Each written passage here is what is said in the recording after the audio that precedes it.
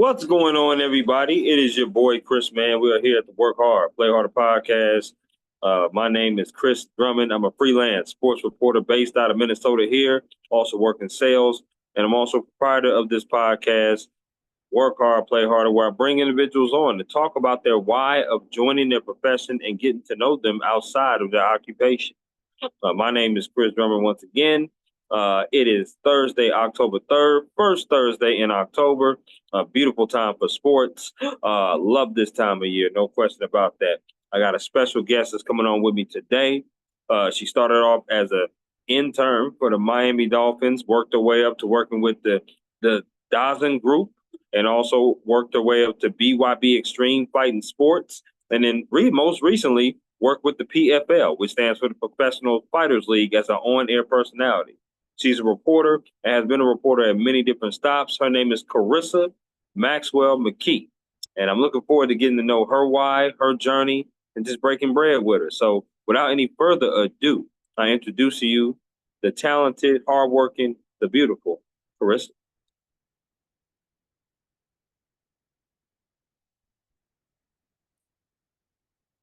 Yeah, What's going on? How we doing? we're doing well. Enjoying this beautiful day. How about yourself? I'm doing good. I'm doing good. I just want to say thank you, first off, for hopping on my podcast, Work Hard, Play Harder. It looks beautiful out there. Where are you at? I'm in Charlotte, North Carolina. Okay, got you. Queen City is what they call it out there, right? Yes, sir. Queen City Okay, indeed. okay, I like that. I like that. I'm here in Minneapolis, doing my freelance sports reporting thing, but I'm from the West Coast. I'm from San Ah, Diego. You from Charlotte? I'm not. I'm from New York. I moved down to Charlotte in 2017 and I absolutely Okay. love it down here. Yep. Okay, awesome. Well, I want once again I want to thank you, and I want to reiterate to you why I wanted to bring you on my podcast before I start peppering you with all these questions. I know you're an on-air personality at many different stops. I know you got your start being an intern for the Miami Dolphins. I know that you've been doing the BYB Extreme, but you've also been doing the PFL, most recently the Professional Fighters League. So you've had obviously an abundance of experience reporting. And I like to report as well. I'm a reporter. I worked in a publication. I've also done broadcasts as well. Oh, we got us a visitor, I see. We Okay. do. Yes. I apologize for the barking too. She's very vocal. That's okay. That's awesome. That's awesome. I always like to speak with likewise people, being in the industry, because obviously I know what you go through as a reporter. You know what I go through as a reporter. It's a job that's fulfilling, but it's a lot that comes with it. So I'm just happy that you said yes to it. And I really do appreciate that. Yeah, of course. Thank you for having me. I always love talking shop with fellow reporters and, having been on a break for, just over a month now, it's good to have a conversation with someone other than my dog and my husband. So I appreciate you having me on. Absolutely, no doubt. So, Carissa, is it Carissa or is that what your name is? Yes. Yep. Oh, okay, Carissa. got you. Just wanted to make sure. So, I always start off by asking this question first, and that is, what is your why? What is your why of doing what you do? Did you have any role models or inspirations maybe growing up? Is this something that you always wanted to do? Did it fall into your lap? I mean, it's different for everybody, but what is your why of being a broadcast journalist? So my ultimate why comes down to I love being a storyteller. So with that being at the core of it, no, this was not always my dream job. My dream job was to, be on Broadway. I was a theater kid. I wanted to act. I wanted to, perform. And that was the dream, to go to school to do that. But it's very, very competitive. And when I was going and visiting colleges, I also always loved football and I always loved sports. I come from a family of athletes, even though I am certainly not an athlete. But as I'm talking to these theater majors, I'm asking like, you guys tailgate for the football game? They're like, Sure, what do you mean? No, we don't sure. tailgate. We're in the studio practicing and having rehearsal. And I'm like, oh, that sucks. Like, I want to go watch the football game. So, I was always, even still, like when I was a cheerleader back in middle school, I would get yelled at. My mom was a coach and she'd yell at me all the time because I was too busy watching the game instead of, doing the actual routines. So Right. when I was trying to decide what to do in school, I knew I loved writing. I knew I did love to perform. I loved memorizing scripts and reading scripts. So why couldn't I write them?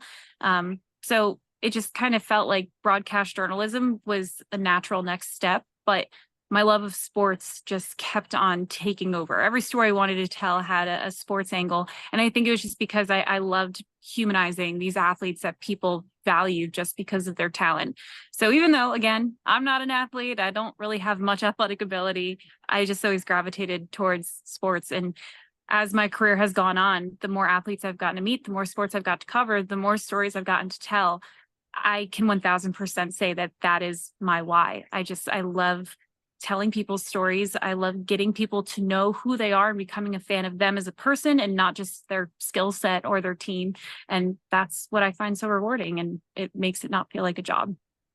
Absolutely. It's the aspect of more than an athlete, right? Mhm. The most intriguing thing about being a reporter is being able to tell those kind of stories and have those kind of, you know, interpersonal conversations with them, more beyond a box score or anything of an event that's happening, for sure. I watched a few of your videos. Not gonna lie, the talking shit ones was the ones I liked the most. I like those the most, no question. But I love the interview you did with Jones. And then there were some other videos that you had as well that I checked out. I was like, you are such a great interviewer. And people Thank just you. seem like they're so comfortable talking with you. And that's the first thing about interviewing skills, is just being able to have that comfort. Because the more comfortable they are, the more that people are willing to give you the 411. So I love just your interview style, skills, and what you do as an on-air personality. Sure. Thank you. I appreciate that. And I think that kind of goes back to me not being an athlete, right? Me not being so into the X's and O's, because one thing I've learned is I've built relationships with a lot of these athletes and have had, off the record conversations while grabbing a beer even. Mhm. They don't always like talking about their sport. They're always talking about their sport, especially in boxing and MMA. They're always talking about the next fight, and they're talking about their strengths and weaknesses compared to their opponents. And it Right. gets boring and it gets redundant. So being able to, again, talk to these people like humans and not just the robots of the athletes that they are, you do get another side out of them. So that has always kind of been my, I don't want to say superpower, because it's not like a special skill set. I don't think it's just looking at things from a different perspective to realize I have nothing to prove. I don't need this athlete to know that I know their sport so well, because that's why I'm there to ask questions, to learn, and to educate other people who might just be casual fans. So that is, again, why I love my job, because I love having those conversations and getting that side out of people that most fans aren't used to seeing. Absolutely, no doubt. You are a Penn State Nittany Lion alum. I am. Absolutely. Absolutely, right? The linebacker U is what they call it over there in Penn State universities. I want to ask you, were there any other schools that could have persuaded you from going to Penn State? So I had a nearly full ride scholarship to Ithaca, actually. Hmm. And that I bought the sweatshirt and everything. I was ready to go, but I had my visit to Penn State afterwards. And no offense to Ithaca, it is beautiful up there. I have so many friends who went. I've gone and visited plenty of times, but it's really hard to compare that D3 football program to the show that is at Beaver Stadium with their D1 program. So that was a huge reason. Again, if I wanted to go into sports, it made sense to go to D1 school. But really, the reason I chose Penn State, and there was really no other school that could even come close, even to this day, is because when I was there on my visit, it wasn't even football season. It was Thon weekend. And if anybody knows anything about Penn State and the culture that really kind of makes us crazy, Thon's a big part of it. It's Okay. it's the largest student-run philanthropy in the world. It's a year-long fundraising effort that culminates in a 46-hour dance marathon to raise money for childhood cancer research and funding at Penn State Hershey Wow. Children's Hospital. Okay. Exactly. That was my reaction. And when I was there, this was happening. So seeing, 15,000 plus Penn State students and volunteers at the Bryce Jordan Center raising money for such a great cause, and just seeing the energy in the community around it, I was like, how do I not want to be a part of this? And that was a huge part of my college career, being involved in Thon and other organizations. But the sports, the football, that was secondary to the main reason me wanting to be there. Is just it was good vibes from the very beginning of giving back and all coming together. So I bleed blue and white. We are forever. And yeah, I'm very, very proud Penn State Nittany Lion. I love that. Now, did you ever participate in any of those as a student there? Yeah, I was a captain. I was a volunteer. I danced my junior year, which Okay. was the hardest thing I have and will ever do, especially as I get older. I don't know how I put my body through that, but for 46 Yeah. hours, you're on your feet. You cannot sit, you cannot sleep, you cannot shower. You Ooh. are, you have no idea what time it is, but it's all for a good cause. And you use that as motivation to get through it. But yeah, no, I'm still involved. I volunteer and donate and involved with different alumni organizations. It really kind of takes over. I mean, they say we are Colt, and we are. It's true, but it's not just because of our football program or athletic program. A big part of it is because of fun. That's truly amazing, Chris. It really is. And that's so awesome. I mean, 46 hours, whew, that's a lot being on your feet. No question about that. But like you said, you got to tell yourself it's for a great cause. I'm sure you raised a lot of money each year that you guys did it. That's pretty cool to hear about that. I got some favorite questions here for you. So basically, you just give me the 411 off the rip based upon these favorite questions, and we'll get ready to go. Are you with me? I'm with you. Okay, let's rock with it. Favorite meal you like to cook? Oh, um, that's a hard one because I do Green Chef, so I'm always switching it up. But I guess my like go-to girl dinner, as they say, is I love making like a pasta, you know, Ooh, primavera sauce with like fresh yeah. garden tomatoes and basil and garlic. And yeah, that is like my go-to whenever I don't have any protein in the house. So I make that. Man, Carissa, I'm trying to finish the rest of the conversation we have. You got my mouth watering over here. That sounds so good. I'm a huge Italian person, so I love that. Ah, But as the life of reporters, especially sports being involved, sports are nights and weekends, so we don't get off till super late. So when I come home, I really want to have something quick. So tacos is probably my number one main thing that I love to for sure. Okay, I'm with you on that. Here we go. Favorite concert you've ever attended? easy. Nine Inch Nails. I've been to Nine Inch Nails concert 4 times now. And I mean, not only am I just obsessed with Trent Reznor, but the light show, the theatrics that go with it, it never fails. Talk about storytelling. I mean, every album that he goes on tour for just has a different experience. And I leave in tears every time.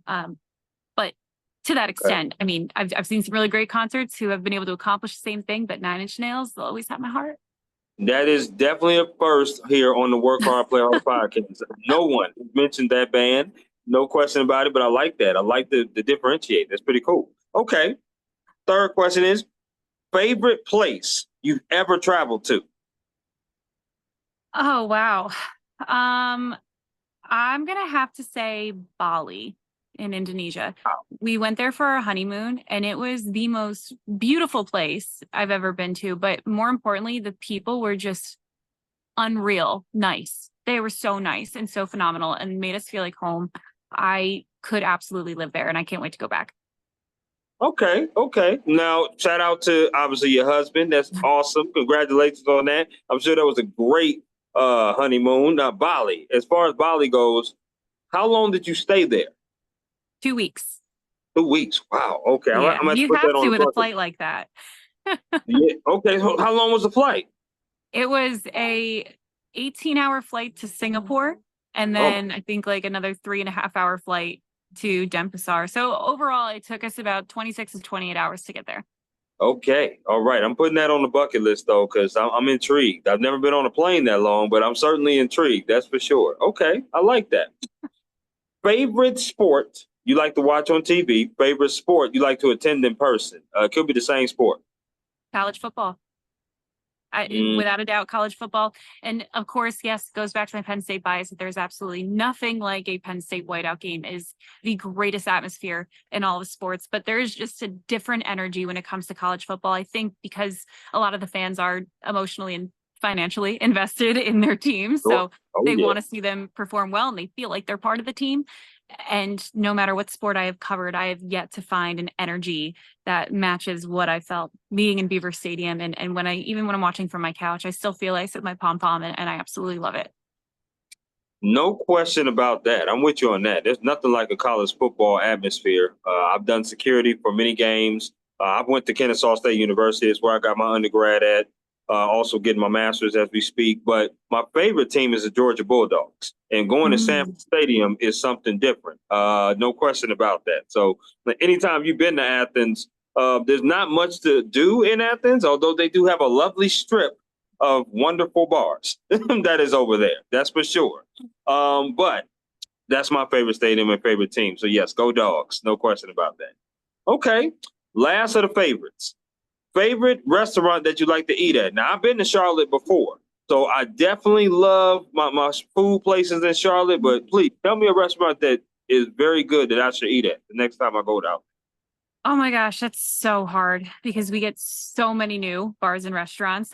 They're just constantly opening up all the time. But I think probably my favorite go-to restaurant is Calle Sol. It's a Peruvian Chinese fusion restaurant in Plaza Midwood, and it is so good.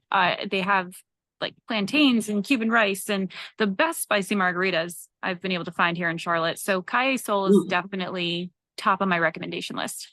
Got you. Fun fact here before I get to the next question: never had a spicy margarita in my life.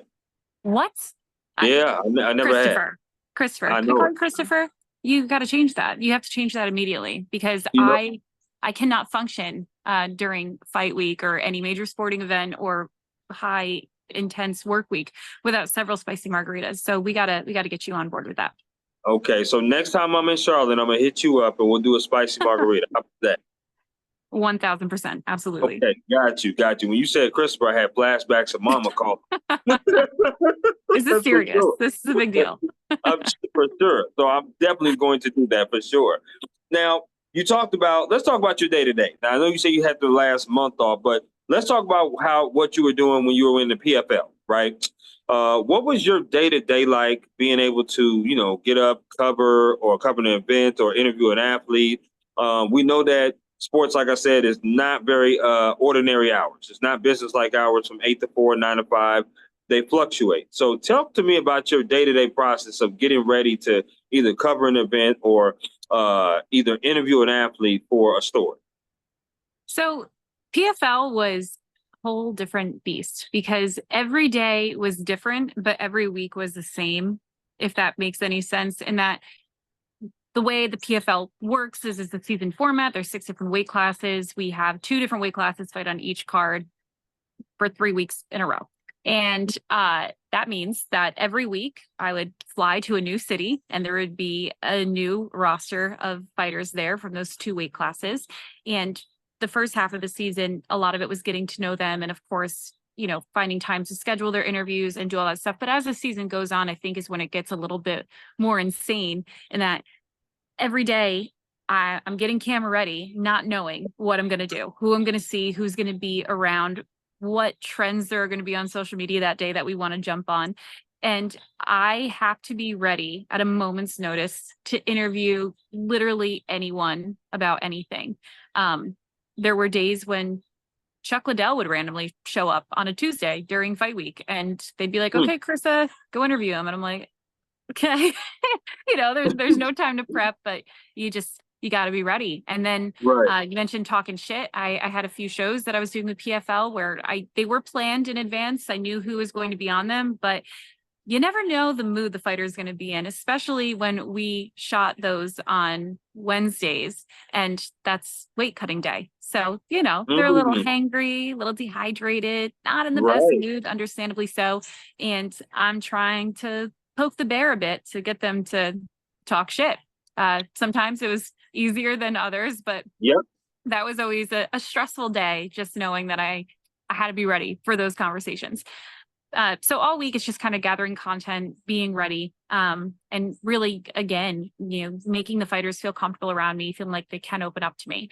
And taking notes of things that they say, things that they do, being very observant the entire time. So that way, when it comes to fight night and we see how they perform in the cage, whoever the winner is, when I do the post-fight interview, I can reference things that they said earlier on in the week or the way they were behaving or, things that they told me. Like I remember the second to last fight I worked in Hollywood, Florida. Mhm. Biagio Ali Walsh was opening up the main card, and I did an OnlyFans interview with him earlier on the week. I asked him what his prediction was, and he was like, "I'm gonna knock him out. It's gonna be a first round knockout, no problem. You know, my strengths are this, his weaknesses are this. I got it."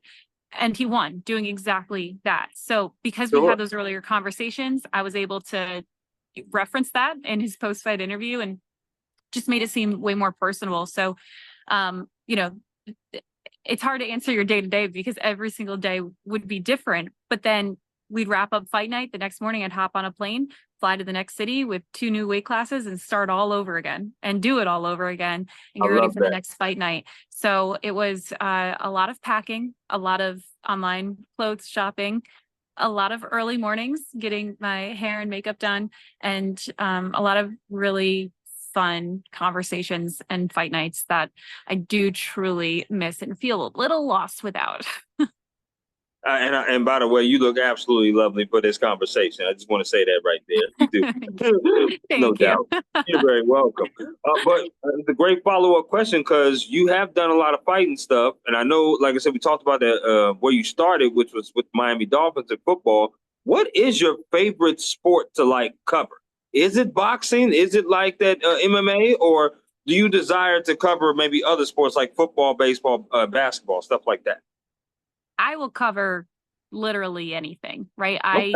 I don't care about the sport as much as I care about, again, the athletes and getting to know their stories. So the dream was to work in football, and it's funny because I don't know how my path has just led me down the combat sports route, even though I have no background in combat sports. Like I think I did karate when I was younger until I got 2 yellow stripes on my white belt, and then I, called it quits. But Tapped out. I Okay. Okay.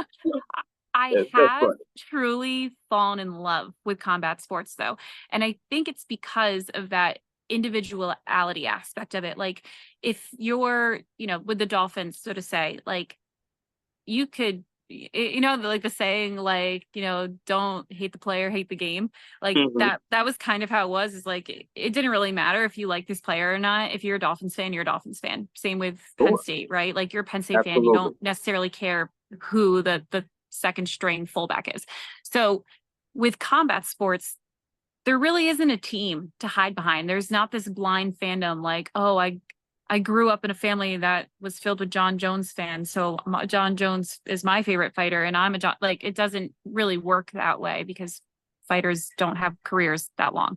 So Yeah. with boxing and with MMA, being able to again find those fighters, figure out what makes them tick, tell their stories to get people invested in them, and Mhm. not just like, oh, I like this guy because he's a black belt in jujitsu and I took a jujitsu class once. Like it doesn't really work that way. So Right. as much as I would love to cover other sports, I think there's a reason why I keep getting sucked into the bare knuckle and boxing and MMA, leagues of the world, because Sure. I feel like I tell their stories in a different way where that fans want to hear them, where they don't necessarily have that need with other sports. But I hope I'm wrong, because I would love to cover other sports. But yeah, I'll always have a special place in my heart for my combat athletes. Absolutely. Chuck Liddell is one of my favorite fighters out there. No question about that. Um, I want to ask this question because for mental health and work life balance. Now, obviously, in this profession, the words that you hear a lot, Karissa, is burnout, overworked, and underpaid. You hear those words constantly. I've had a few of my colleagues have dipped out from the journalism and they went into other type of roles that was less stressful, right?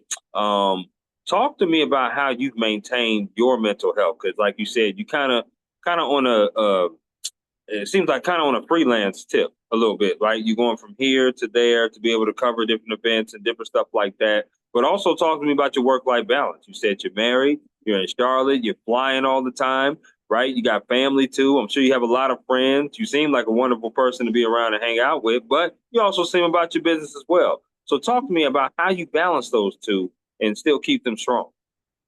It's honestly a struggle. I don't have an exact answer because I'm constantly figuring it out. I think the one thing that I do that does not help me with my career, has not benefited me from a professional standpoint, but I, as you know, I'm not the person who comes out of work and is just sitting there creating content for my own social channels. I should be, because that's what it takes now to make a name for yourself in this industry. But I get burned out, when you're constantly asking questions, making content, thinking of what to post next for the company you're working for the league you're covering or the event you're covering. It's really hard to want to come home and do it for yourself. And I think that has been a disadvantage that I've faced, because a lot of people who are getting a lot of opportunities, they're incredible content creators for their own purposes. And Sure. as much as I wish I had that motivation to be an influencer or whatever it may be, I've learned the hard way that I do need to give myself a mental break. I need to not feel the pressure to keep up and have that mentality that content never sleeps, because while it doesn't, I need to. I need to turn my brain off. I need to be able to read a book. I need to be able to have meaningful conversations with my husband, with my friends, spend time with my dogs. And it's been a very hard thing I've been struggling with, especially this past month. I actually posted my first TikTok today in like a month, and it was actually about politics. It wasn't even about sports, but just because I felt like, I'm like, okay, I've been quiet for too long. I need to do something. So it's really hard. But the one thing that I always tell, younger students who are coming in, is to not get wrapped up in comparing yourself to everybody else. And I say this That's great knowing advice. that I'm terrible at it myself, because I catch myself doing it all the time. But I'll look at other people and I feel like they're, way further in their career than I am, and I should be there, or, oh, they look so much better than I do, or they've got better clothes, or that has been the biggest obstacle that has held me back, because I've been afraid to put myself out there and do things and take risks, because I just compare myself to other people who are where I think I want to be. And then I have to remind myself that, like, those people are struggling too. They had to work really hard to get to where they are. And everything that we're seeing is a highlight reel, right? Like, everybody has their struggles. Everybody has things going on behind the scenes. You're not seeing that on social media. You're only seeing the good. So I have to constantly remind myself that when I'm having a bad day, this person that I'm looking at that I think is, has it all figured out, they probably had a bad day this week too. So just, grounding yourself. But yeah, I'm not going to claim to be an expert, because I have struggled with mental health and finding a purpose and feeling like what I'm doing is rewarding not only to myself, but to, the communities that I'm involved in, and that it's not just all for nothing. So if you have any like magic words or secret sauce you want to share, please, by all means. But yeah, it is a ongoing battle trying to figure out that balance. Oh, no question. I absolutely agree with you. It's definitely an ongoing battle. There is no perfect answer to that question, but it is a question that's worth asking, because, the reason why, Karisa, I wanted to make a platform like this is, one, I love to hear people's stories about how they came into the industry, because everybody's story is unique and different. But number two, there's an A side and a B side to this. The A side is what you just talked about, right? You talked about flying from city to city, interviewing athletes, going beyond just the athlete and getting more interpersonal and telling those kind of futuristic type of stories through broadcast and through interviewing, and getting to know people beyond of what they just do, which is what I like to do. But the B side is that you do work long hours. There is times where you do see people in the industry and you like, oh man, what do I have to do to get to that point? Or what do I have to do to emulate that type of success that person did, right? It's a natural feeling, because we all do it as professionals and as reporters. But you also have to understand the holidays, the celebrations, the different things that you miss with your family. And that was one of the things that hit me hard, because I know when I came up here to Minnesota, I didn't have any family. I don't have any family out here. And I'm a huge family person, a huge mama's boy, huge. And I love being around them. I love talking with them. But I knew to chase my dream, I had to make that decisive decision. And we all have to. But people need to know the A side and the B side to that. And people need to know about mental health. Some companies are not going to really put your mental health as the most important. Some places will, some places won't. Then it's hard when your mental health is hard, then your work-life balance is probably going to be hard too, right? Because the next question, which is a great segue for this question, I love asking reporters, when is it a best time for you to say no? And let me set this up. When we're young, because I'm in my 30s now, but when we're in our 20s, we say yes to everything. We want to learn, we want to do everything, we want to go, we want to be everywhere, and we want to just try everything. But then you get to a point in life where life kind of slows down. You kind of don't want to be that yes person all the time, but you don't want to also not show that you're not dependable. When is it best for like a person to be like, you know what? It's okay for me to say no and be comfortable with saying no. Again, if you know, let me know, because I'm still working on that. But no, I agree. I always said yes to everything, right? Because that's how you get ahead. That's how you become memorable. That's why Absolutely. people rely on you. It has honestly only been recently, and it's not even that I say no to things. It's just I'm a little bit more selective of Yeah. what I choose to invest my time into. And I think for me, I'm at that point where I'm like, okay, you know what? I know what I'm capable of doing, and Yeah. I know how much time it's going to take me to do this thing. Financially, does it make sense for me to spend the time doing that? Now, I am a Pisces to a T when it comes to my, empathy and letting people take advantage of my emotions, because, anytime somebody comes to me for charity work or something with kids, I'm like, I'll just do it. It's fine. It's fine. I'll just spend a week Right, doing this right. for free. And then afterwards I'm like, oh shit, I really wanted to buy groceries this week. But, I'm starting to hold myself accountable to Sure. not just say yes to everything, to be selective, because we also live in a world, going back to the whole, content creation thing. Your brand is everything, right? At the end of the day, all you have is your name and your digital footprint and your brand. So I don't want to take on projects that devalue what I'm capable of, that, make it seem like I am still in my 20s trying to build myself up, right? Like I'm also in my 30s. I'm at a certain point in my career where it should only be up from here. Now, that's not to say that, desperate times don't call for situations to where I might have to be a little bit more flexible with that. But I am trying to tell myself, even now in this moment during this downtime, like I don't need to say yes to any and every opportunity that comes my way. I can be a little picky. I can do things that are going to make me feel joy, make me feel rewarded, make sense financially for me and my family. But there's no black or white answer there, right? There's a lot of gray area, because you never know what opportunities are going to come out of it. Like perfect example.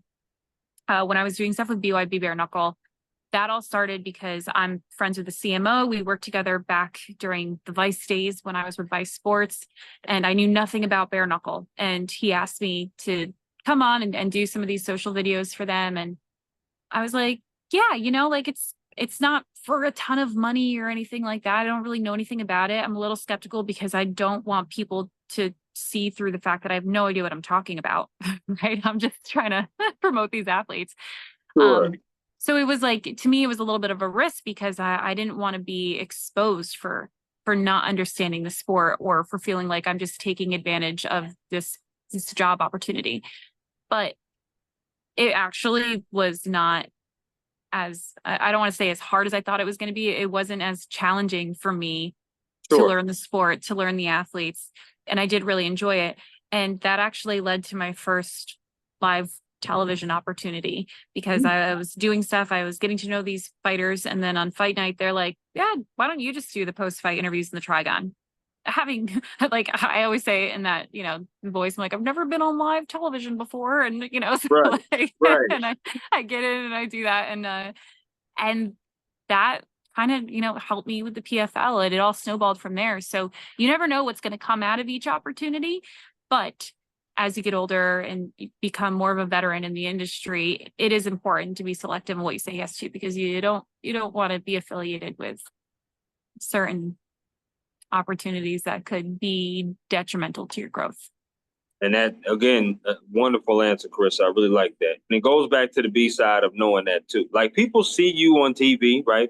They see the wonderful girl who's passionate about storytelling. They see you on camera, but they really don't know the behind the scenes. And that's another reason why. They don't know what it takes for you to get prepared to do that. They don't know what you're going through, your mindset. When people tell you all of a sudden what you're going to do, and you're like, what the hell? Like, then you got to be ready on the fly. They don't know that, right? I've had people on this platform that told me that they've been one-man bands and they've had to go into and set up equipment, right, edit, do all this, and go into neighborhoods that wasn't the safest. I've had people tell me that they had to do their makeup in the car. They had to get it done in like 20 minutes. I don't know if any of those things apply to you, but I've had people that told me that. So again, you'll never know those kind of things sitting on your couch watching you do what you do or stream or do what you do. You're only going to get that by having these kind of conversations, which brings me to a bonus question I want to ask you because, both of us cover sports.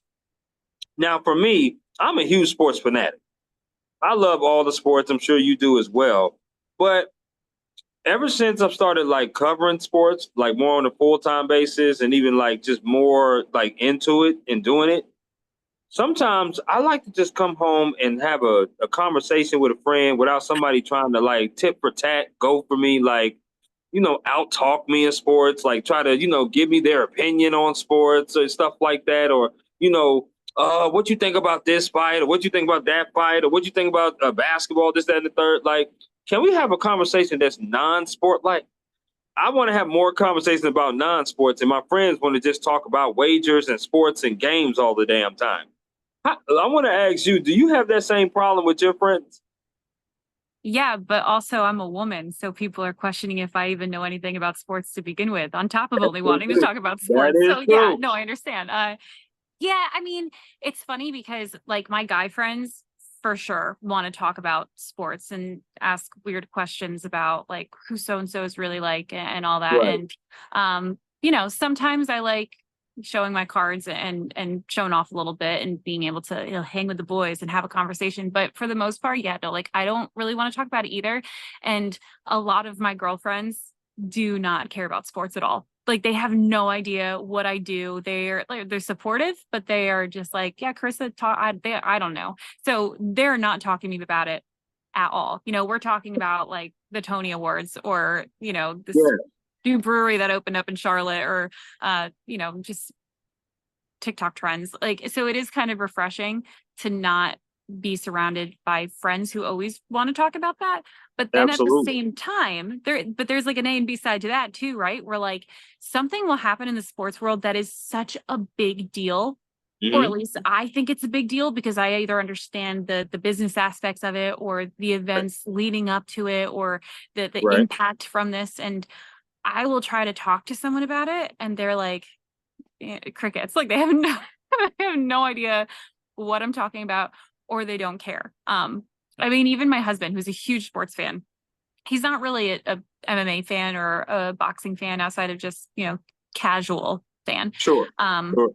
but I remember when Deontay Wilder on the Day of Reckoning card in Saudi Arabia, when Deontay Wilder got knocked out by Joseph Parker, and everybody Oh, thought that the next fight was going to be between Anthony Joshua yep. and Deontay Wilder, a fight that we've waited like literally 5 years for. Yep. Right. So Deontay gets knocked out. And I remember sitting at a taco restaurant. We were out to dinner with some friends, and Okay. I get the notification on my phone, and I'm like, holy shit, no way. Like I Right. cannot even believe it. And Right. they ask what's going on, and I tell them, and they're like, hasn't he he hasn't even been knocked out before? Like, what's the big deal? And I'm like, let me go all the way back to when Anthony Joshua was supposed to fight Big Baby Miller. And Hmm. like, Right. like going through the entire timeline Timeline. leading Yep. up to this happening. Yep. And and then it just happened again with AJ getting knocked out again. But it's just like those are the moments where I wish I could have conversations Hmm. because those are the things that I care about and I understand. But I those are very, very few and far between. I'll take talking about craft beer. I love that bonus question because, like you said, yeah, listen, we're naturally going to always love talking about sports, and we do have those few friends that okay, they're willing to listen to it, and then we have those few friends that are willing to listen to it and can't really contribute. Then we have those friends that can contribute a little bit, and then we have those friends that just are totally not interested, like your girlfriend, right? I remember the day where Ruiz knocked out Mhm. Josh. If you remember that. I was there. I was I was ringside for shocked. that fight. I was shocked. Yeah. I'm sure everybody was because it was going. It was big hype between Joshua and Wilder once again being able to get Yep. in there. But Reed knocked him out, and I think it was probably in the fifth round if he did that. I might be wrong about the rounds, but it was early in the fight. The fight Yep. didn't last long, No. and I remember being shocked, and I was trying to find somebody to talk about it, and it was just crickets. I mean, it was just we were sitting at the bar, and there was nothing but crickets, and I was like, "Geez, Willikers, man, like what the hell, guys? Like, do you guys understand what just happened?" And everybody's shaking their head, no. So I just went back to eat. So I Yeah. so I totally understand what you're talking about Yeah. having A to B side with that. But I just thought I want to ask that question to see if you go through that as well. Well, and it's funny you bring up that because the AJ getting knocked out by Ruiz is part of the timeline I'm talking about, right? Because he was supposed to Mm-hmm. fight Jarrell Miller. Jarrell Yep. Miller tested positive for, Yes, he did. PEDs, and last minute it throw in Andy Ruiz, who nobody took seriously. I remember being there during fight week, and everybody was calling him the kid from Up. He was just happy to be there. He was literally eating a Snickers bar during the opening He event was that a they big had. guy. Big Yeah, guy, Karisa. Definitely. big guy, nice guy, super Hmm. cool. Hmm. And nobody took him seriously. And then AJ gets knocked down, and we're all like, what is going on here? He gets back Right. up and then gets knocked down again. And it, when he got knocked out, I mean, like the look on everyone's faces in the front row of ringside, because of course, they all worked for DAZN or Matchroom Boxing, was Yep. just like it's like the world ended. In hindsight, it was a really funny moment to experience. But yes, see, and then that moment triggered a whole chain of events with Tyson Fury holding the belt hostage because not fun. It's just these are the conversations I want to have that I cannot have with the casual sports fan. Right, right. And I totally understand that. Yeah. One more about Wilder. My opinion, I think it's time for him to put the gloves down. He has had some fights that and consecutively now where he's been knocked out or outboxed. Clearly, I think it's time for him to kind of set down a little bit. I think he's north of 38 or 39 years old, I believe, if I'm not mistaken. I may be off about the age, but I do know that he consecutive fights. It has not looked good with him. So I would say it's time to put the gloves down. What would you say to that? No, I think he should have put the gloves down 2 fights ago. I mean, he hasn't been right since the second fight with Tyson Fury. And I was at the trilogy fight, and that was Yeah. an incredible fight. I mean, both of them put on a hell Oh, of it a was. performance. Like, It was. and that was one of the best fights I've ever been to. But he just mentally seemed a little off that entire week leading up to the fight. And then since the trilogy fight, we've seen how he's performed. And yeah, I mean, I think he got a little bit of exposed as a one-trick pony, like avoid He's that a right jab. puncher. But He's other a than puncher that, instead of a yeah, boxer, in my opinion. exactly. Okay. So like, as long as Okay. you're avoiding his right hand, you're good. But I think for so long, people have just held, myself included, just held on to this hope of seeing Anthony Joshua versus Deontay Wilder, which no longer has any significance. Like No at the value at time, all. nobody cares. It does not matter. At the time, it was like, he's two former Olympians, medalists going to fight each other, UK versus US. Yeah, now nobody cares. Like it does not matter. And especially with AJ just losing his last fight, like Yep. there's a good chance that AJ and Deontay will still fight because there's still a lot of money behind it. I mean, Sure. the Saudis will pay good money to see that fight happen. Same with Anthony Joshua and Tyson Fury. And I don't think AJ's going to retire, but I think for Deontay, the only fight that makes sense where he can get the money to make it worth it would be against AJ. So sadly, I don't think we're going to see him hang up his gloves. But yeah, I mean, I've met the guy. I've interviewed him several times. He's really nice. He's a really cool dude. And it's sad to see the potential that could happen to him if he continues to get knocked out. So Yeah, yeah. You get a yeah. little concerned because his fights is diminishing. Like the as far as the value of his fights are going, right? That Mhm. third Tyson Fury fight was a great fight. He knocked down Tyson Fury. Not Yeah. many guys have knocked down Tyson Fury. He's one of them to do it twice now, but he still didn't win the fight. And it showed in that third fight. And ever since then, it's just been diminishing with that. I want to get your take on one more before I ask you about this next question. And that is, do you ever think we're going to see Crawford going up against Canelo? Crawford versus Canelo. So when this first became a thing after Terrence Crawford beat Errol Spence Jr., I Beat remember. the brakes off of him, girl. He beat the Yeah, brakes yes, off of him. I was at that fight too. Yeah. I remember me and Andreas Hale, who's now the MMA reporter for ESPN. We laughed. We thought it was funny. This is a funny joke, we said. This will never happen. But if there's one thing we've learned about Canelo, it's Canelo doesn't know when to say no. Like, he's the one who needs to figure out at what point do you say no, because he thinks he can fight in any weight class. I mean, we saw against Dimitri Bivol that is not the case. Yep. So yeah, I mean, I think Terrence Crawford is a good enough boxer and he's confident enough to where he'll take that fight. I think the only person Canelo won't fight is David Benavidez at this point. He is dodging him like the Matrix. Yeah. He's dodging him so bad. Yes. So, I think the reason I think this fight could happen is I think it goes along the lines of Terrence Crawford versus Errol Spence Jr. or even Tyson Fury versus Alexander Usyk. Is like, it's a fight that everybody needs to see. It needs to happen, but let's Yeah. just like wait it out as long as possible to build up as much tension leading up to it as possible, so that hopefully maybe something will happen where it doesn't need to happen, and nobody needs to risk their records. But yeah, no, it's like that literally started off as a joke on social media after he beat Spence, and then now every year it becomes more and more of a potential matchup. So who knows? I just hope we don't have another incident where it was like the Mayweather Pacquiao, right? They waited too long. Don't wait Yeah, too long to get it exactly. on. You know what I mean? So, but with that, it's a great segue. I want to ask, because if there was someone that came up to you, Karisa, maybe a graduate or somebody that's around our age, maybe even, that wanted to join this industry, that wanted to say, hey, Karisa, I want to do the same thing that you're doing. I want to be an on-air personality. I want to get on there. I want to report stories. What kind of advice would you give that individual joining this industry? Go to med school. I mean, I'm just kidding. It's just a lot better job security there. Right.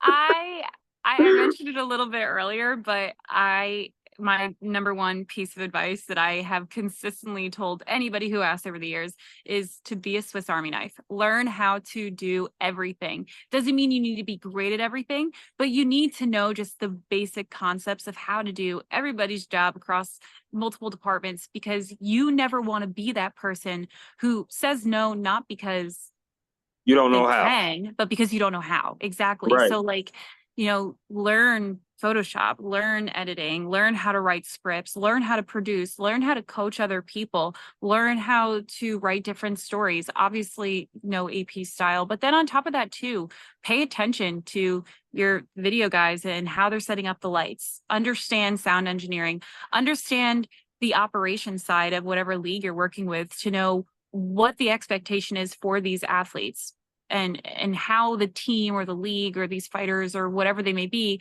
want to promote themselves, so that you're able to tell a story in a super effective way that is also benefiting, your employer or the athletes in a way to, again, they want to talk to you and they want to be involved.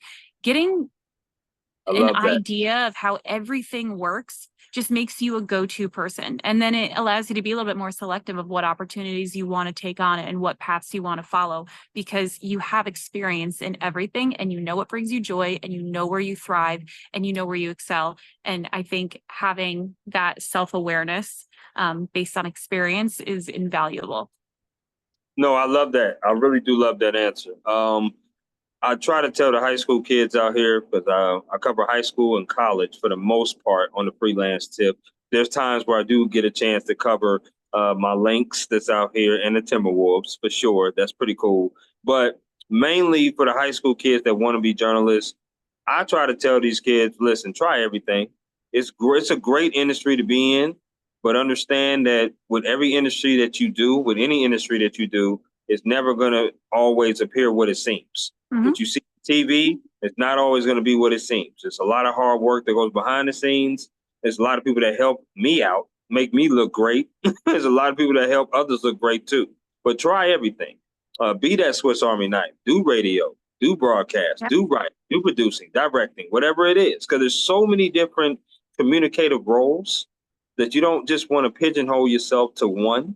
You want to be able to try what you like and also know what you don't like. That's a reason why you want to try everything. So I love that answer. I tell my high school kids that all the time. They always ask me, how is it covering games? Well, it's very fun. It's great to see you guys do what you love to do, because I was once there. I played high school basketball or football, and you love when people come talk to you at that particular age, right? You're 14, 18, you're playing with your friends, you're playing for fun. But when you're out here doing it for a job, you want to be the best that you can be. Just like you want to be the best that you can be on the court, it's the same difference in this professional field. You want to be the best that you can be, but the only way that you can do that is to apply the same kind of hard work and discipline that you do on the basketball court to this as well. Yep. And never stop doing it either, because you can always get better and you could always continue to learn and grow. Absolutely. Absolutely. Now, we have came to the portion of this podcast conversation now that we are on this or that. It's a little interactive game that I like to do with all my guests here on the Work Hard, Play Harder podcast, where I throw out a couple things and you get to choose this or that. Karisa, are you with me? I'm with you. Okay, we've been vibing all conversation long, girl. I love this. Now, this first question is pivotal. Here we go. Which chicken place would you rather choose, Popeyes or KFC? Popeyes. I knew it. I knew it. Damn it, you my girl. I love that. I knew it. We rocking so far. Okay, here we go. Which chicken wing flavor would you rather choose? Lemon pepper or barbecue? Lemon pepper. Okay, I like that. Do you like your wings wet or dry? Wet. Okay. And do you like your wings bone in or boneless? Bone in. So you like to get messy is what I'm like to hear. Oh, hell yeah. Okay, I'm with you on I'm that. a New Yorker living in the South. Like, chicken wings are just like a part of my DNA. I'm with you on that. And, oh yeah, quick story. So first time I ever went to New York City was on a mega bus. Do you know what the mega bus is? Oh, I've taken the mega bus so many times to and from State College. I am very well acquainted with Okay, mega bus. So check this out. It was 2-something in the morning, Karisa, when they dropped me off on the mega bus. They said that we're going to drop you off on 34th and 11th and 12th. I was like, that's too many damn numbers. I don't know what you're talking about. I didn't know what they were talking about. And it was New York City, and I was super hungry. And they dropped us off at the spot, and we had to go and walk up to another street that I forgot. We're passing Madison Square Garden, and there was only one restaurant that was open, and that was the McDonald's. And when I got to the McDonald's, they said they closed. I was so heartbroken. So you know what I ended up getting? Street meat. You know what? That is actually a fairly safe option in New York City. So any other city, I cannot confirm or deny whether or not that violates health code. But in New York, it's safe. I was a little wary about that because my man, I was like, I'm super hungry. I haven't eaten in a while, but he handed me a Sprite, handed me some street meat. I was like, okay, that's cool. So that was my first experience ever being in New York City. It wasn't my last, but it was my first for sure. Okay, memorable at least. Definitely memorable, no question. Next 4 have to do with concerts you rather attend. So here we go. Okay. Which concert would you rather go to, J. Cole or Big Sean? J. Cole. That's the right decision, being where you are. There's no question about that. Okay, all right, let's rock with it. Which concert would you rather go to, Kendrick Lamar or Drake? Kendrick Lamar.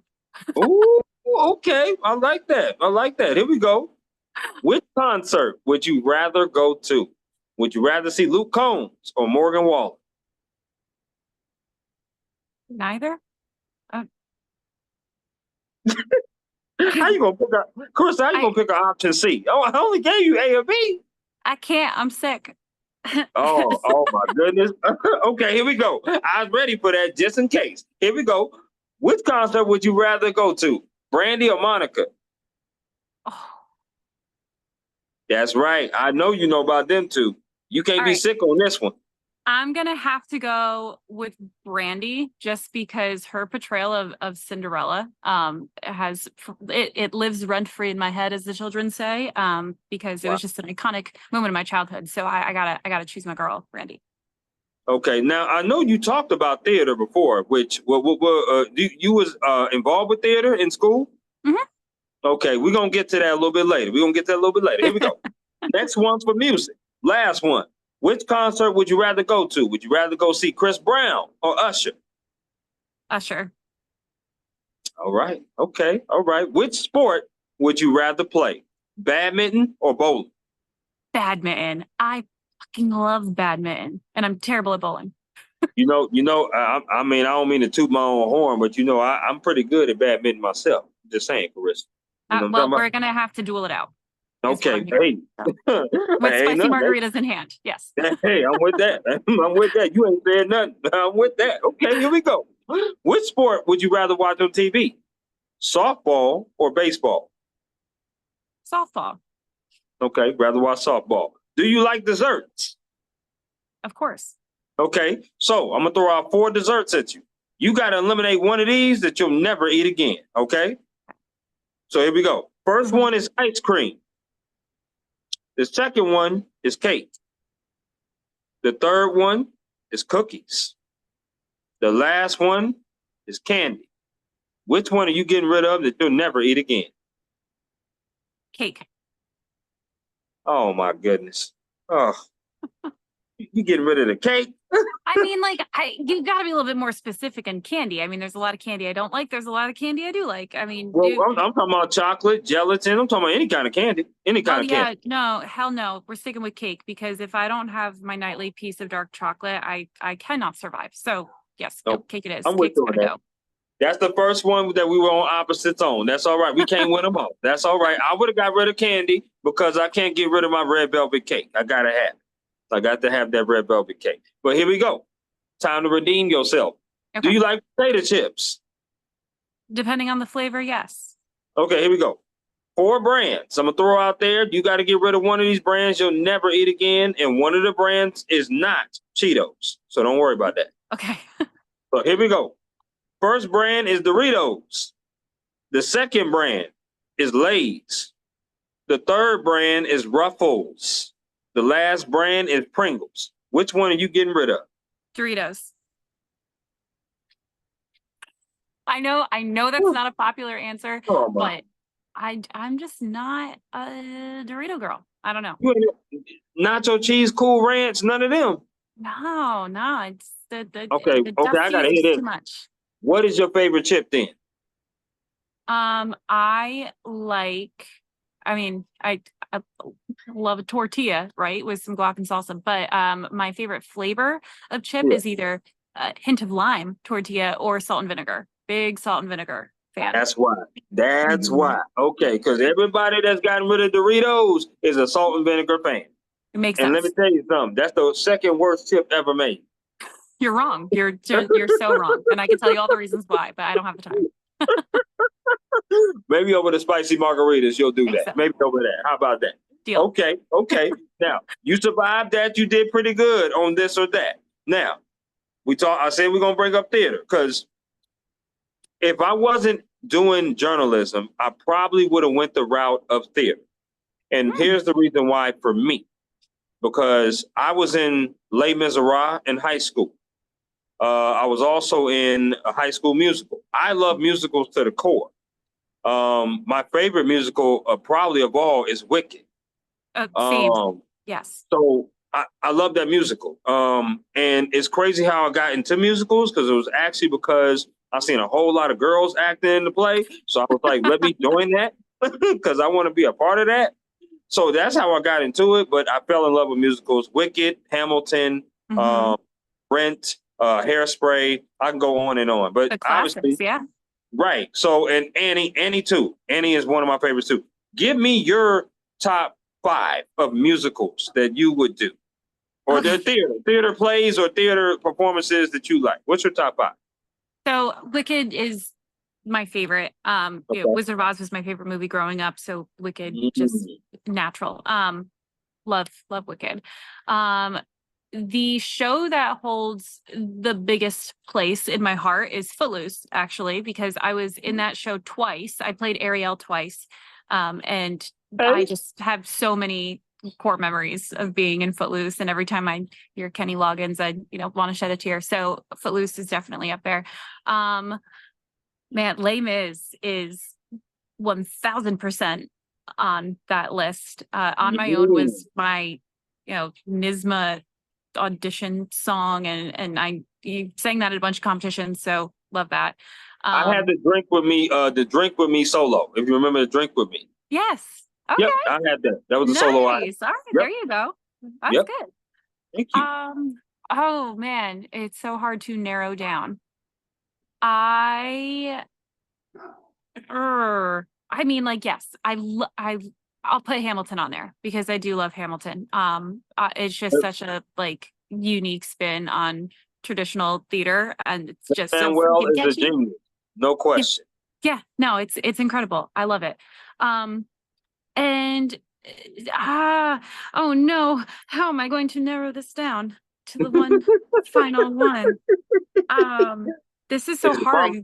Mamma Mia, is it the Jersey Boys? Is it Rent, Hairspray, West Side Story, Phantom of the Opera? Is it so many of them, right? I know. Okay, so probably just because of the era that we grew up in and how much of a chokehold it had on us if you were a theater kid in high school at this time. I'm gonna have to say Rent. I have to say Rent, right? Rent is I still will have conversations with people where I will sing things from Rent and they have no idea what's wrong with me. But yeah, no, I'm gonna put Rent up on there. I love that. That is so awesome. It's so awesome to meet somebody else who loves theater just as much as I do, especially musicals, because I'm a huge musical buff, no question about it. So I like asking this question as well. I want another top 4, and the top 4 of this one is going to be events that you would like to cover. So for me, it would be the Super Bowl, it would be the NBA Finals, it would be a national championship game, which could be football or it could be March Madness basketball. And one that I would also like to cover is the Olympics. And I'm really pushing hard for that because that's obviously going to be in Los Angeles on United States ground in 28. So that would be amazing to do that. What is your top 4? So definitely the Olympics. And in that same vein, I would love to cover a World Cup. That would be incredible. That's coming too. Either men's or women's, doesn't matter. FIFA World Cup game for sure. A college football national championship. Ideally, if Penn State is ever in it, that would be great. And I have covered the Super Bowl before. I've been to 4 Super Bowls, but I didn't really do the coverage during the actual game. It was all leading up to it, and then at the game, I was doing more social videos. So I'm going to say Super Bowl just so I can actually have that reporter experience of covering the game because I didn't get that. A few years ago when it was in LA, and everybody was just dancing their asses off to 50 Cent and, Dr. Dre and everybody. Yeah. I took the video of LeBron James dancing, right? That was the type of content that I would capture covering the Super Bowl. But no, I would like to be on a sideline holding a microphone, talking. I can certainly see you doing that. But something that just came up in my mind, Karisa, would you ever be interested in doing something like red carpet? Because I can certainly see you doing that too. Something like an award show. I've done a lot of red carpet for sporting events, and I do enjoy it. And so yeah, no, I'm would never say no to that. That is talk about. So I think my red carpet experiences is what prepped me for the chaos of fight weeks with never knowing who's going to show up, especially on fight night, because the red carpet, from my experience, we could have a list that we get from publicists ahead of time of all of the athletes and influencers and celebrities who are expected to come. And it is Mhm. quite literally never that list. Like it is a totally different group of people that come in. You never know when they're coming in. It does not matter how much you prepare, and you're standing there and you're waiting, and you are lucky if they will come over and talk to you. And you sometimes have like 10 to 15 seconds with that person. You got to know what you're going to ask them. And it's extremely chaotic and stressful. And that made fight week seem easy. So yes, to your question, I would love to do red carpets because I've done them before, Yeah, but they are not as easy as they look. I can imagine. Like I was totally thinking about you doing like maybe like something like a Grammys or a Billboard or something like that. Sign I me don't up. know. If you know anybody, I'm That there. would that would be amazing. I would love to see you do that. I wanted to ask this question because you talked about Penn State National Championship. Would you be interested? Because I do think now that the college football has expanded to 12 teams, I do think Penn State is going to get into the playoffs. Would you be interested in covering a quarterfinal or playoff game with Penn State in it? Oh, hell yeah. I mean, I'd be interested in covering it regardless if Penn State's in it, but uh, considering Penn State would have gone to the playoffs the past 6 years if it was a 12 team playoff. There's a pretty good chance they're going to go back again this year. Yep. So yeah, no, that would be incredible to go back and cover my alma mater. But it's hard because you can't be biased. It's not like I could be cheering for them on the sidelines. So I as much as know the it. I know it. experience, You're going to have to hold it within. You're going to have to hold it within. Everybody knows you're a Penn State Lion. They know oh, that. absolutely. But I get it. For journalistic purposes, you have to have that unbiased. I totally get that. But that would Yeah. be so amazing. It'd be amazing for you to cover that for sure. I'm sure it would. Let me ask this particular question now, and this advice. We talked about advice you would give to someone, but what is some advice that someone has gave you that you hold on dearly to?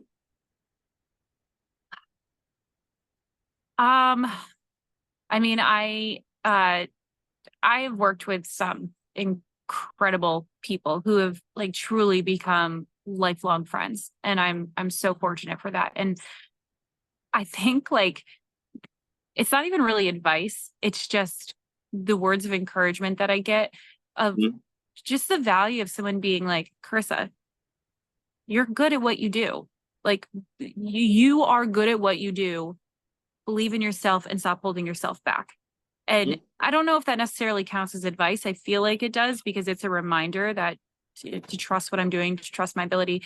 But being told that by people you respect and that you care about, and there's bug, and who know your work and your worth, I think that is just the best consistent advice you can get, no matter what point you are in your career. Just that affirmation that you're doing good work and what you're doing Right. is being noticed. And that's always something that, you of course strive for compliments, but I always take it to heart when someone I respect and care about tells me I'm doing a good job and to believe in myself and to move forward. So never be afraid to give those compliments to other people you work with as well, because you have no idea what type of impact that could leave. Absolutely. I mean, listen, I started off this podcast by saying you're very talented, passionate. Those are the three words that I said. But anybody that sees you obviously do the videos that you do and do the work that you do, they know that how passionate you are about storytelling. They know about interviewing anybody. Like I said, I saw a few videos and I was like, okay, this is nice. This is good. I'm enjoying what I'm doing. And it turned out like I started watching it, and you know how you click YouTube, you have the videos that line up and it just goes straight to the next video. I forgot how many damn videos I watched of it. It got to that point because I just wasn't paying attention. I was paying more so attention to the actual people that you were talking to. So it shows within your work. So I'm sure the people that you know personally on a personal level, and I'm a stranger via Zoom, I'm sure that they have your best interest at heart and going to tell you the truth. You're definitely that talented, hardworking, beautiful, and passionate, as those words should be said about you. No question. Thank you. I do Um, appreciate that. no question. We're coming to the end, Karisa. We got rapid fire. Okay, rapid fire. So the first thing that comes to your mind, I want you to say it out loud. Okay, so here we go. All right, here we go. Pancakes or waffles? Waffles, Tacos or burgers? tacos, Favorite color? blue, Favorite alcoholic drink? margarita, spicy margarita, Mm. If you had 3 albums that you can listen to with no skips, what would those albums be? Oh my God. Rapid fire. I can't answer this quickly. Oh my goodness. Give me Okay, one so album. How about one album? okay, well, currently it's Chapel Roan, her Midwest Princess, Fall of the Midwest Princess album. I cannot stop listening to it. So that's probably mine right now. Okay. But oh my gosh. I'm really What about stressed Nine out. Inch Nails? Any albums of theirs with no skips? Literally all of their albums. I never skip anything on their albums, and he's got more than 5 albums. So that's why I was just trying not to, be mean about it. But probably Blink 182. Oh my God, why am I blanking I on love the that. album? What is the album name? Now I'm stressed. Is it the one with all the small things? Yes, with the nurse on the front cover. I know what you're talking about. Okay. Yeah. Here's a better question for you. Which sport would you play that you think you can dominate in? Um, None.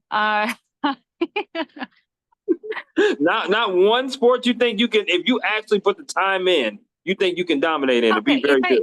all right. If I put the time in, but that's a different story. I think if I put the time in, Yeah. and my husband's outside, and I'm sure he's gonna laugh when I say this, but I think I'm pretty good at ping pong. Like I can hold my own at ping pong, and that's me being a casual player. But I think if I really did put in the time and took it seriously, I Sure. could be the next Forrest Gump.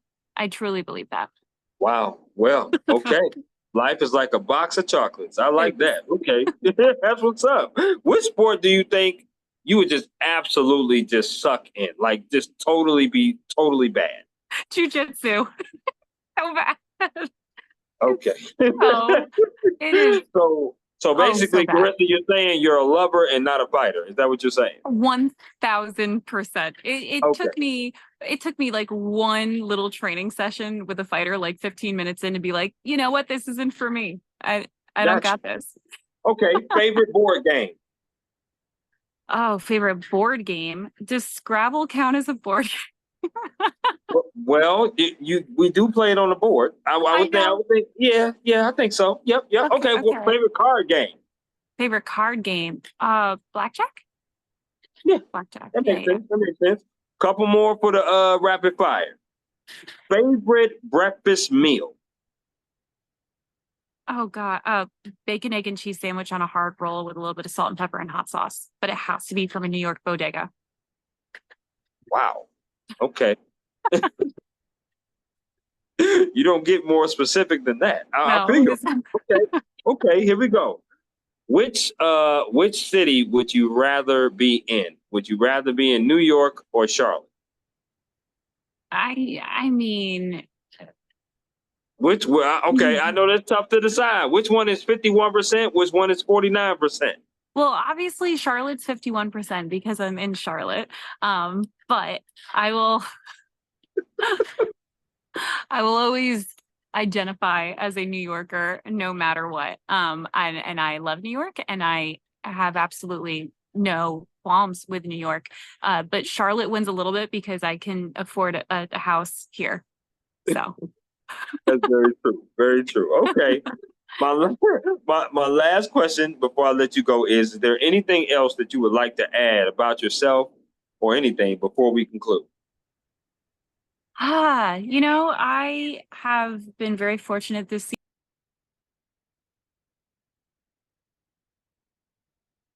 What the hell? Hello? What happened? Oh my gosh. Did she? What the fuck happened?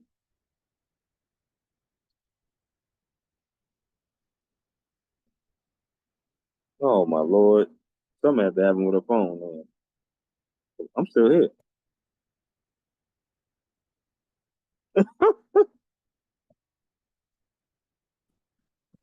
Here we go. Oh no, we got kicked off. I was like, where did she go? I mean, that tracks. I talk a lot. And that was just the internet being like, okay, you're done, girl. Okay. Yeah. So your question, what do I want people to know? I have had such an incredible opportunity this year to meet so many people like yourself who didn't know about my work previously, but got to see me and reached out, and very, very thankful for that. So I guess what I want people to know is that everything they see that I do, it's truly authentic. The one promise I made to myself when I got into this industry was that I was never going to try to be anybody else other than myself. And it took me a few years to stay true to that. But now I feel like I've really kind of accepted who I am, and I never want to be anything but the real me. So what you see is what you get. And if you like me, thanks for watching. If not, bye, nice knowing you. So I appreciate you, being a fan of my work and reaching out. And it's great to connect and meet and have these really fun conversations.